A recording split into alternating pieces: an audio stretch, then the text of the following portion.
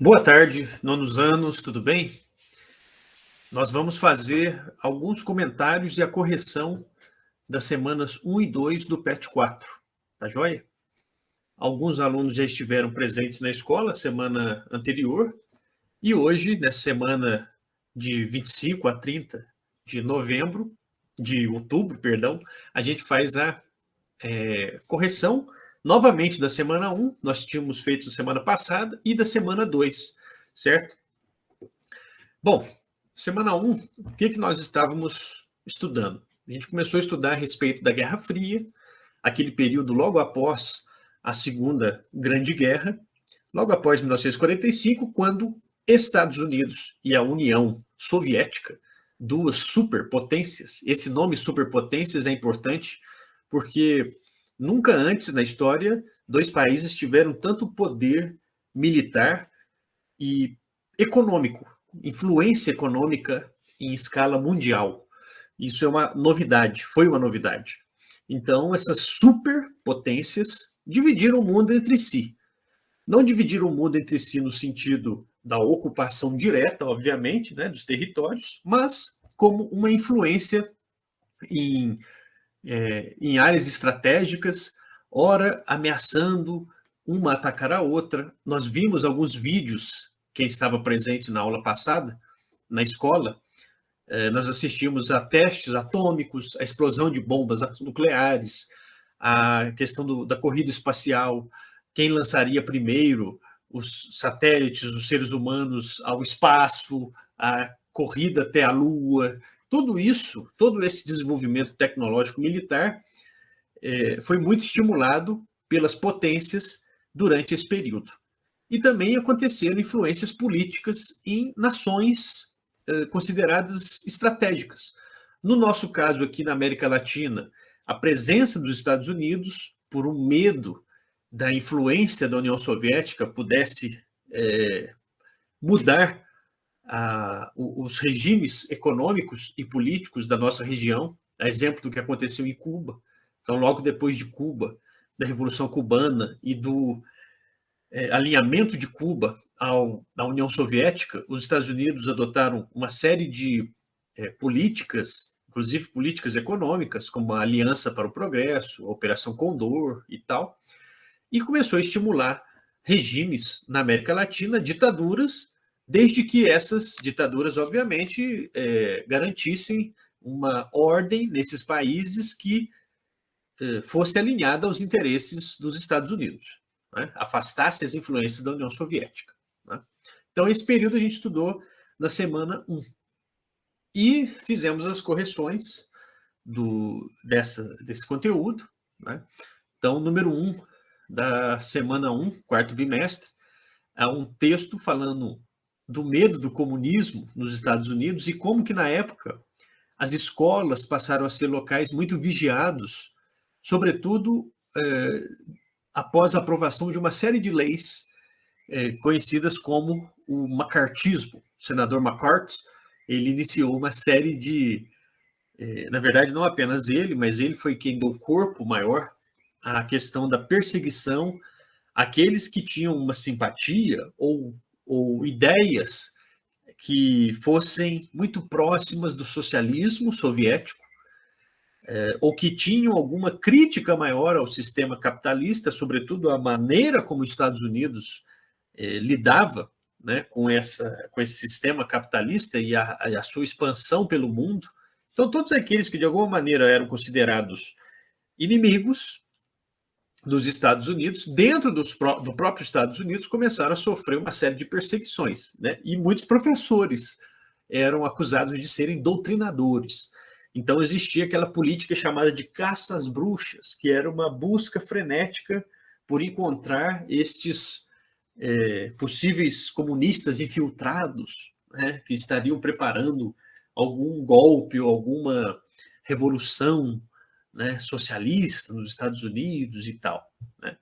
Então, todos aqueles considerados subversivos ou anti-americanos, como está a perguntinha número 1, né, eram enquadrados dentro daquilo que foi chamado, conhecido como macartismo. Então, número 1, letra C é a resposta.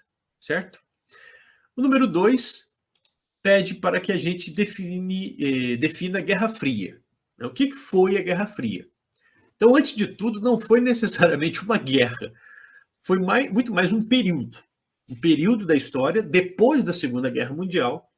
Recebeu esse nome devido a um jornalista dos Estados Unidos que definiu o Cold War, né? Então a Guerra Fria, que seria não uma guerra no sentido tradicional do ataque de exércitos contra exércitos, de bombas contra bombas, mas uma coisa muito mais própria desse mundo em globalização cada vez maior, de informações, de diplomacia substituindo a própria guerra, né? Então, existe uma diplomacia militar dos testes com bombas, que é o que nós vimos na semana passada. Os Estados Unidos produziam um teste nuclear com uma bomba de determinada potência, dali a alguns meses ou semanas mesmo, a União Soviética fazia o seu teste. Então ficava aquela guerra, olha, não me ataca que eu tenho armamentos mais poderosos, né? Era um equilíbrio que se mantinha, mas pelo medo. Era o chamado equilíbrio pelo terror. O terror de que um novo conflito mundial, dessa vez, destruiria a humanidade, destruiria o planeta inteiro devido ao avanço desses armamentos atômicos, né, essas bombas nucleares. Há outras aplicações da energia nuclear. Nós falamos a respeito de Chernobyl, vazamento de usinas atômicas, Fukushima, no Japão. Então, existe uma série de usos importantes da energia atômica, mas ela se inicia com o uso em escala militar, né? No universo militar, no universo da guerra, né? Então, a Guerra Fria foi esse período marcado pelas disputas entre essas duas superpotências, Estados Unidos e a União Soviética, e esses testes colocavam o mundo em tensão permanente. E também os regimes políticos de cada país tinham que se atentar às influências externas. Então, determinados países, grupos, estrutura econômica dentro de cada país tinham um determinado alinhamento ou aos Estados Unidos, e aí ao sistema capitalista, não necessariamente à democracia, porque nós vamos ver que existiram uma série de países, inclusive o Brasil, que não era uma democracia, mas era alinhado ao sistema capitalista americano, não é? Aí o capitalismo não tem a ver nesse sentido com democracia ou ditadura, a questão é o tipo de sistema econômico, e no caso da União Soviética, os países que se alinhavam à União Soviética dentro dessa visão da economia socialista, do coletivismo, do fim da propriedade privada, ou no controle da economia pelo Estado. E aí nós vamos ver países como Cuba, China, o Vietnã, a Coreia do Norte, países como Angola, no continente africano, com uma influência direta, inclusive financiamento por parte da União Soviética para ter esse alinhamento, né, ao mundo do comunismo soviético. Não necessariamente esses países seguiam exatamente o modelo comunista da União Soviética, mas estavam muito próximos, ou no sistema socialista ou no sistema, né, do comunismo, certo? Então, quer dizer, eram dois grandes blocos que se formaram. Existiam aqueles países chamados não alinhados, mas do ponto de vista do comércio mundial, né, da força militar mundial, eram países que não tinham um peso tão grande assim, e aí esse mundo passava a ser extremamente dividido entre os americanos e os soviéticos. É o período da Guerra Fria. Tivemos avanços importantes na tecnologia nesse momento, né? O número 3 fala a respeito, continua a falar a respeito da Guerra Fria, é um complemento de informações em relação ao número 2. Os 45 anos que vão do lançamento das bombas atômicas de Hiroshima e Nagasaki, os Estados Unidos contra o Japão, até o fim da União Soviética, 1991, não foram um período homogêneo, único na história do mundo, né? Então, dentro desse período, nós temos uma diversidade de situações. Divide-se em duas metades, tendo como divisor de águas o início da década de 70, que inclusive foi um momento em que aconteceu uma grande crise na produção de petróleo. Estes países seguindo um modelo de industrialização que depende cada vez mais de combustíveis fósseis, sobretudo o petróleo, o carvão, né? A década de 70 foi um marco, a Guerra do Vietnã, né? A questão da Guerra do Vietnã já mudando, já virando uma chave mais para o fim da guerra, né? E a vitória dos Vietcong sobre os americanos e tal. A Revolução Chinesa de 1966 e etc. Né? Então, apesar disso, a história desse período foi reunida sob um padrão único pela situação internacional peculiar que a dominou até a queda da União Soviética. Então, esse textinho está falando assim, que esses 45 anos da Guerra Fria aconteceu muita coisa. Porém, quando a gente estuda, né, a gente estuda muito observando não tanto essas situações várias que aconteceram no mundo, mas observando principalmente essa polarização entre os americanos e os soviéticos. Então, a gente simplifica, na verdade, esse estudo, certo? Por isso que é importante a gente procurar cada vez mais, porque existem o que nós normalmente estudamos na história, em livros didáticos, na escola, ou quando a gente vê em certos vídeos, a gente vê alguns estudos que simplificam, não no sentido de uma má vontade de estudar, mas no sentido de facilitar uma compreensão daquele momento histórico. Mas sempre existem muito mais coisas, né, do que a gente aborda, né? Então, a gente vai complementando esses estudos. E a perguntinha, esse texto é do Hobsbawm, né, historiador britânico, muito importante.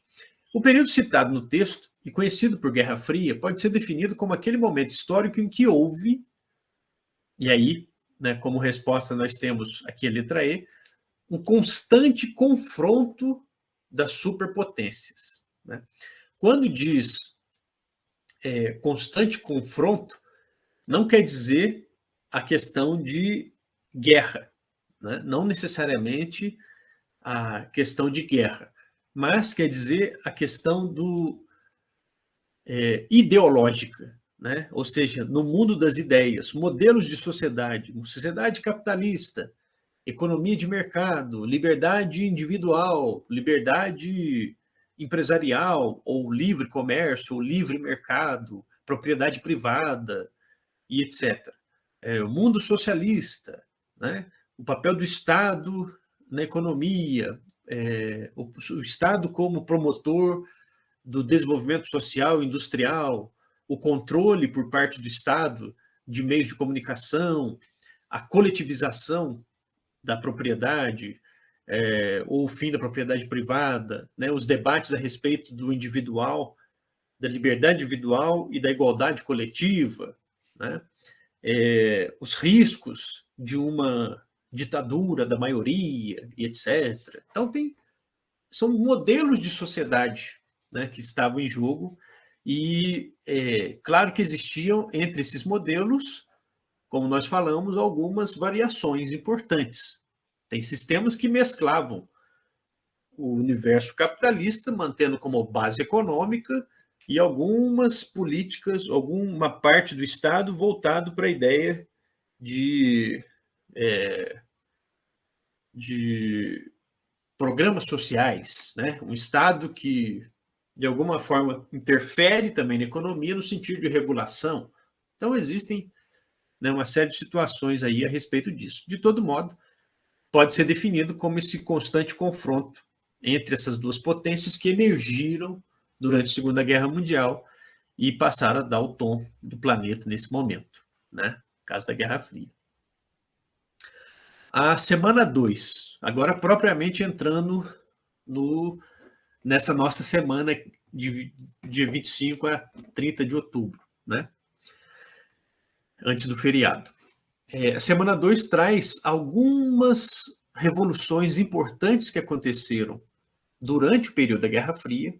Então, veja bem, no período da Guerra Fria nós falamos dos testes nucleares, nós falamos da corrida espacial na primeira semana, Aconteceram guerras, como a Guerra da Coreia, a Guerra do Vietnã, que foi o principal desses conflitos, e também revoluções, mudanças internas em países como, por exemplo, Cuba, em 1959, e a China, que passou por uma revolução em 1949 e por outra em 1966. Né? Quanto à China, né, aqui tem um texto, né, no nossa apostila que fala a respeito de como foi a história da China, sobretudo nesses últimos 2 séculos. A China era ocupada por potências imperialistas europeias, ela explorada sobretudo pela Inglaterra. A Inglaterra tinha um domínio importante nos portos chineses, sobretudo Hong Kong, né, mais ao sul da China. E oficialmente o regime que representava a China, né, a monarquia, o Império Chinês, ele acabou em 1911 e em 1915 veio a República Chinesa. Porém, essa república ela ainda mantinha fortes ligações com essas potências ocidentais. A China é um país pobre, um país com população grande, mas pobre, e sujeita ainda a essas potências ocidentais, com uma nova potência que estava surgindo no período, cada vez mais ocupando e subordinando também a China, que era o Japão. Né? O Japão conheceu uma industrialização muito rápida, a partir de 1880, a chamada Era Meiji, e o Japão começou a ocupar e influenciar determinadas partes da China. Né? Então a China estava completamente nas mãos de potências estrangeiras. E aí, dentro da China, surgem movimentos, alguns movimentos chamados nacionalistas, que defendiam a China nacionalista, mas com uma tendência muito grande de manutenção ou de fortalecimento, no caso, né, de laços capitalistas, né, e aí não alterar o sistema capitalista, porém privilegiar o desenvolvimento chinês por meio de um Estado nacionalista. Né? E havia, a partir de 1921, né, a fundação do Partido Comunista Chinês, inspirado naquilo que vinha acontecendo no vizinho chinês mais ao norte, que era a Rússia. A Revolução Russa, a Revolução Socialista, os trabalhadores tomando o poder e tal. Né? Então, esse confronto entre nacionalistas e comunistas acabou dando o tom da China ao longo, né, da primeira metade do século XX. E em 1949, já com o fim da Segunda Guerra, né, a Segunda Guerra tinha acabado há 4 anos, os comunistas, principalmente pela figura do Mao Tse-tung, né, o grande líder dessa China comunista, tomaram o poder, conseguiram se estabelecer, expulsaram os nacionalistas. Os nacionalistas foram para a ilha de Taiwan, onde fundaram a China nacionalista. Né? Então, assim, hoje nós temos 2 Chinas, a China nacionalista de Taiwan e a China comunista, mas para os chineses comunistas, Taiwan é apenas uma província rebelde, não é um país independente. Nós temos aí um grande problema a respeito dessa questão da Guerra Fria ainda. Né? E aí, esse regime chinês se aproximou muito da União Soviética, a partir de 1949, mas a partir de 1966 aconteceu uma revolução dentro da revolução, que foi a Revolução Cultural, quando o Partido Comunista Chinês viu que não era apenas possível ou suficiente fazer uma revolução na parte econômica, mas também uma revolução na questão das ideias e da cultura chinesa. Era necessário estabelecer as bases de uma cultura chinesa livre desse controle ocidental, digamos. Né? E aí existe um fechamento maior do regime chinês, né? Uma ditadura, um governo autoritário, que conquistou desde então avanços industriais importantes, avanços sociais, inclusive, importantes, né? E hoje há esse debate, afinal de contas, o que é a China? A China ela é comunista na política e ela é capitalista na economia, ou a China, alguns falam capitalismo de Estado, outros, né, dizem que a China é completamente uma ditadura terrível, outros dizem que é um governo autoritário, mas que não chega nem perto de ser dos piores e etc. Mas o fato é que, num país superpopuloso e, naquela época, com recursos muito escassos, né, esse embate entre comunistas e nacionalistas deixou um legado de muitas mortes também, a exemplo do que acontecia antes com o domínio das potências naquele território, como a guerra do ópio, por exemplo, a questão, né, de como a população chinesa sempre ficou nas mãos dos interesses, sobretudo do Império Britânico, né, e depois dos japoneses e, finalmente, né, se libertando desses domínios. Então, na próxima semana, nós vamos ver mais a respeito dessa situação da China, né, mas aí existe, portanto, essas questões, né, da China republicana daquele primeiro período e os conflitos com o movimento comunista dentro da China, que foi aquele que, no fim, prevaleceu, né, e até os dias de hoje prevalece. Tá? O número 2 fala a respeito justamente da aproximação entre a China e a Rússia nos dias atuais. E é interessante também isso, porque na época da União Soviética, a Rússia, a principal república soviética, né? Então hoje não existe mais a União Soviética, mas existem os países que formavam as repúblicas que formavam a União Soviética, né?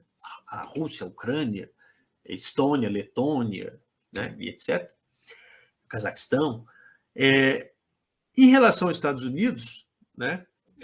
A China e a Rússia tinham se distanciado em relação ali na década de 1960, e aí veio em 66 a Revolução Cultural, né? Que nós falamos da Revolução dentro da Revolução, mas hoje em dia essas tensões com os Estados Unidos e o fato da China ter chegado hoje ao posto de segunda economia do mundo, segunda potência mundial, acaba fazendo com que a China naturalmente busque outros parceiros concorrentes aos Estados Unidos, e nesse caso, até por uma questão de localização geográfica, a China tem a maior parte da sua fronteira com a Rússia, então, nesse sentido, essas duas potências se aproximaram. A China, uma potência econômica e cada vez mais militar, e a Rússia ainda uma potência militar, não tanto econômica, mas com uma importância significativa, né? O número 3. O número 3 fala a respeito de Cuba. 3, 4 e 5. Né? Cuba, no século XX, século XIX, consegue sua independência. No século XX, Cuba é uma ilha muito próxima dos Estados Unidos.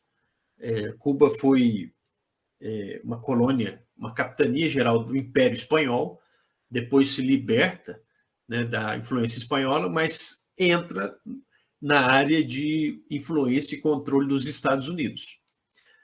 E ali existia uma série de empresas americanas, né, que exploravam a ilha de Cuba, sobretudo no fornecimento de cana-de-açúcar, de frutas, etc., né, de gêneros alimentícios em geral. E a população cubana numa situação de muita pobreza, na sua grande maioria.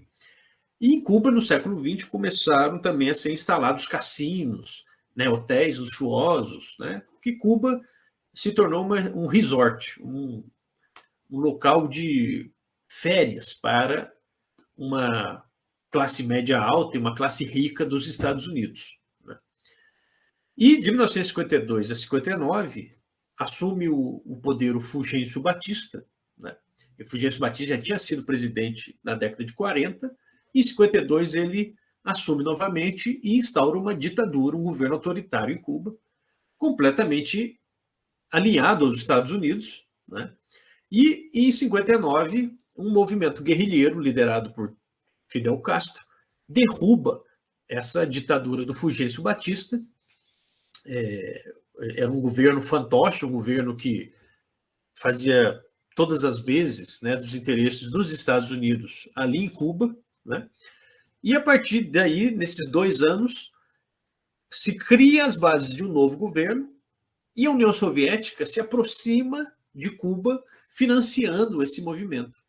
É a partir de 61 que Cuba finalmente se alinha à União Soviética como um governo socialista, ainda que de início não fosse um programa bem definido por parte desses guerrilheiros cubanos. O fato é que, a partir de 61, Cuba se torna, então, uma ilha alinhada à União Soviética. E a União Soviética instala ali uma base militar, ou há ainda um debate a respeito da real instalação dessas bases. O fato é que a simples presença das Forças Armadas da União Soviética na ilha de Cuba causavam um desconforto muito grande nos Estados Unidos, porque Cuba é muito próximo, dá 160 quilômetros dos Estados Unidos. Então, se você instala uma base militar em Cuba, significa que você pode atingir o território americano.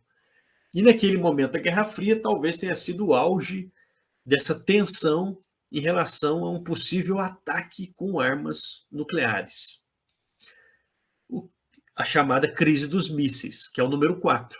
Em 1962, essa instalação de uma área militar, né, uma base militar em Cuba, começou a provocar na opinião pública americana e no governo americano um receio de um ataque com mísseis aos Estados Unidos. Em resposta, os Estados Unidos se aproximou da Turquia, instalou bases militares na Turquia. Da Turquia você poderia atingir Moscou, na Rússia. Então, parte daquele mundo da Guerra Fria que a gente estava falando lá no início da nossa aula. E isso nós vamos ver ao longo, portanto, de todo esse período, esse jogo de xadrez, entre os Estados Unidos e a União Soviética. E em relação ao restante do continente, que é a pergunta número 5, a chamada Aliança para o Progresso, ainda em 1962, os Estados Unidos lançaram um plano econômico de ajuda aos países da América Latina, porque o governo dos Estados Unidos tinha esse receio, esse medo de que essa revolução cubana pudesse se espalhar para o restante dos países do continente e esses países se alinhassem à União Soviética e, portanto, se tornassem, dessa forma, adversárias dos Estados Unidos no universo da política mundial, da geopolítica. E daí, portanto, esse plano Aliança para o Progresso, e em 1968, a chamada Operação Condor, que foi um apoio logístico, financeiro, político, diplomático a governos latino-americanos, que mantivesse uma ordem que interessava aos Estados Unidos. Então, nós vamos ver uma série de movimentos que se justificavam pelo medo do comunismo, ou medo de que a União Soviética estava articulando conspirações e golpes. Então, nesses países, como por exemplo no Brasil, tinha movimentos, as ligas camponesas, movimentos de trabalhadores da terra, movimentos de operários em cidades, e existia o receio de que esses movimentos pudessem tomar o poder sendo financiados pela União Soviética. É o chamado medo do comunismo, o medo, o fantasma do comunismo, etc. E a partir daí, vários países começaram a passar por experiências institucionais de regimes fechados, regimes autoritários, ditaduras, como foi no caso do Brasil. A justificativa era a segurança nacional contra a ameaça comunista. Ou seja, o Brasil não vai se tornar uma nova Cuba. Então, em nome disso, os Estados Unidos tinham planos, operações que davam suporte de bastidores a esses governos, alguns momentos escancaradamente, mas na maior parte do tempo, um suporte de bastidores um apoio logístico para segurar esses regimes que os Estados Unidos sempre disseram defender a democracia, mas nunca pensaram duas vezes, né, quando o assunto era financiar ditaduras, desde que essas ditaduras se mantivessem dentro do alinhamento americano, dentro dos interesses dos Estados Unidos, das empresas dos Estados Unidos, da economia dos Estados Unidos, dos cidadãos dos Estados Unidos. Né? Isso a gente vai estudar um pouquinho mais nas próximas aulas, tá bom? Então, tem bastante material. YouTube tem vídeos interessantes a respeito da Guerra Fria. Né? Eu recomendo sempre os videozinhos curtinhos que tem da BBC News. Curte lá, se inscreva lá no YouTube BBC News, que é um portal que tem sempre coisas muito importantes, legais a respeito, né, da Guerra Fria e outros assuntos da história. Tá bom, nonos anos? Então, muito obrigado por vocês terem assistido. Qualquer dúvida, estamos aí à disposição. Tá bom? Um grande abraço e até a próxima semana presencialmente. Tchau, tchau.